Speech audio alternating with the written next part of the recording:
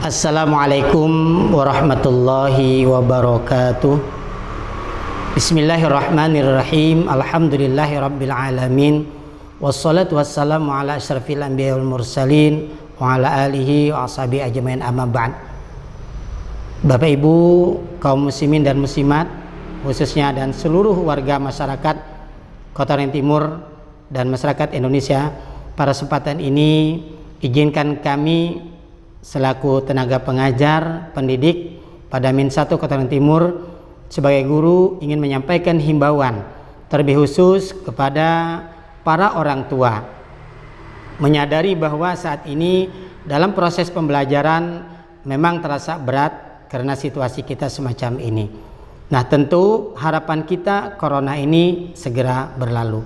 Nah, untuk mewujudkan semua itu kita tidak bisa hanya mengandalkan upaya pemerintah.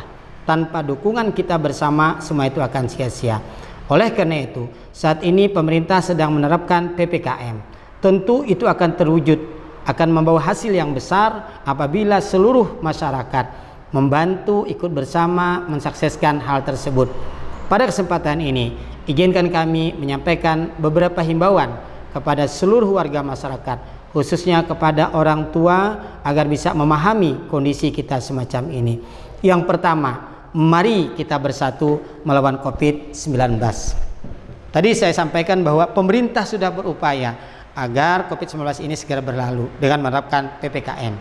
Kemarin sudah selesai pertama, ditambah lagi dengan perpanjangannya, sehingga kita diminta sampai tanggal 2 Agustus tetap mengikuti kegiatan semacam itu. Oleh karenanya pembelajaran tidak bisa kita lakukan tatap muka dan tetap belajar di rumah dengan melaksanakan pembelajaran melalui online. Itu salah satu tujuan upaya kita bersama. Itu salah satu upaya kita bersama melawan COVID-19. Namun kami juga berpesan kepada orang tua khususnya dan anak-anak didik semua, jangan sekolah melibatkan siswa untuk belajar di rumah, tapi kalian malah bermain, malah berkumpul bersama yang lain. Oleh karena itu hindari kita belajar di rumah. Itu salah satu upaya kita melawan COVID-19. Yang kedua, kita harus menerapkan protokol kesehatan itu sendiri. Ketika mungkin kita keluar rumah ada keperluan yang mendesak, maka jangan lupa gunakan masker, tutup mulut sampai ke hidung. Kemudian jaga jarak. Dan jangan bersentuhan dengan orang lain. Kemudian sampai ke rumah cuci tangan kita. Itu salah satu upaya yang bisa kita lakukan.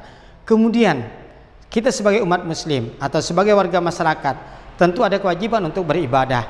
Terkhusus kita sebagai seorang muslim, dalam beribadah memang kita diperintahkan untuk beribadah dengan cara berjamaah. Karena apa? Dengan berjamaah pahalanya lebih besar. Tapi dalam kondisi yang biasa atau pada kondisi yang normal. Nah, pada saat ini kita dianjurkan untuk beribadah cukup di rumah saja, dan itu pun tidak mengurangi nilai pahala kita. Kenapa? Karena kondisi yang mengharuskan kita tidak boleh berdekatan dengan orang lain. Apalagi kalau mungkin saat itu kita sedang dalam keadaan sakit, batuk, pilek dan sebagainya, tentu mari kita bersama menghindari bertemu dengan orang lain. Kalaupun terpaksa kita ingin melaksanakan ibadah berjamaah, tentu ingat kita harus menjaga jarak. Walaupun memang dalam Islam diajarkan bahwa ketika beribadah luruskan shaf, rapatkan barisan kalau dalam kondisi normal, kondisi biasa. Pada saat ini dalam kondisi darurat, maka kita diperintahkan untuk melaksanakan, kalaupun sholatnya berjamaah, tentu mengatur jarak. Dan dengan mengatur jarak demikian pun tidak mengurangi nilai ibadah berjamaah kita itu sendiri. Jadi kita jangan salah memahami bahwa saat ini memang kondisi mengharuskan kita menjaga jarak. Tidak perlu kita memaksakan diri untuk berdekatan. Yang penting luruskan shafnya, ya, luruskan shafnya sehingga kita dapat melaksanakan sholat berjamaah. Nah, tapi memang kalau sekiranya kondisi kita kurang sehat, kita sedang sakit tadi, usahakan kita ibadahnya cukup di rumah saja. Jadi tidak perlu kita berjamaah di masjid atau di mushola. Hal ini agar kita dan orang lain tidak terjangkit, tidak terkena apakah dari kita sendiri atau dari orang lain mudah terjangkit kepada kita karena kondisi kita yang kurang fit ya. Kemudian mari kita saling mengingatkan. Ketika kita di jalan melihat ada orang yang tidak memakai masker, maka kita ingatkan untuk menggunakan masker. Apa tujuannya? Agar kita bersama. Sekali lagi, pemerintah tidak cukup hanya berharap dengan pemerintah saja.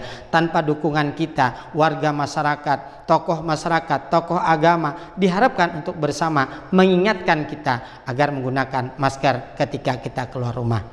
Kemudian dalam hal ibadah, memang terkadang ada pendapat bahwa ketika kita sholat, ketika kita sujud, hidung terhalang oleh masker, maka itu akan kurang nilai ibadahnya. Sesungguhnya dengan menggunakan masker itu tidak akan mengurangi pahala kita dalam sholat. Karena yang terlebih utama ketika kita sholat itu meletakkan 7 anggota tubuh kita. Pertama, jidat kita, kemudian 2 telapak tangan kita, lutut dan kaki kita. Memang ada sebagian paham yang mengharuskan hidungnya menyentuh ke lantai. Toh walaupun kita tutup masih tetap menyentuh ke lantai. Oleh karena itu, pada situasi semacam ini kita tidak perlu berdebat karena Allah itu Maha tahu. Ya, kita tetap melaksanakan ibadah dengan baik dan benar walaupun mungkin saat ini hidung kita tertutup dengan menggunakan masker. Yakinlah bahwa nilai ibadah kita di sisi Allah lebih bernilai karena niat utama kita menjaga kesehatan, menghindarkan diri dan orang lain dari penyebaran virus itu sendiri. Oleh karenanya besar harapan kita bersama kita melawan COVID ini. Tanpa kebersamaan saya yakin dan percaya ini terus berjalan, ini terus menghantui kita. Oleh karenanya yuk mari kita dukung upaya pemerintah agar COVID-19 ini segera berlalu. Mari kita bersama melawannya. Mari kita bersama melaksanakan protokol kesehatan itu sendiri agar corona cepat berlalu. Di samping usaha yang telah kita lakukan, jangan lupa kita berdoa kepada Allah Subhanahu wa taala. Mudah-mudahan Sampit, Kota Waringin Timur, Indonesia dan dunia segera berakhir daripada wabah corona ini, agar kita bisa beraktivitas, agar kita bisa beribadah dengan leluasa, agar kita semakin bisa mendekatkan diri kepada Allah Subhanahu wa taala. Mari kita bersama, mari kita bersama melawan COVID-19 ini. Sekali lagi, sudah upaya kita lakukan, jangan lupa berdoa kepada Allah Subhanahu wa taala. Mudah-mudahan kita semua diberikan kesehatan oleh Allah Subhanahu wa taala, kita semua terhindar dari wabah COVID-19 ini. Bagi yang saat ini mungkin saja terkena, mungkin saja positif, mudah-mudahan segera disembuhkan oleh Allah Subhanahu wa taala. Mungkin ini yang dapat saya sampaikan. Terima kasih atas segala perhatian. Mohon maaf atas segala kekurangan. Usikum wa nafsi bittaqwallah. Wallahul muwaffiq ila aqwamit thoriq. Assalamualaikum warahmatullahi wabarakatuh. Salam sehat.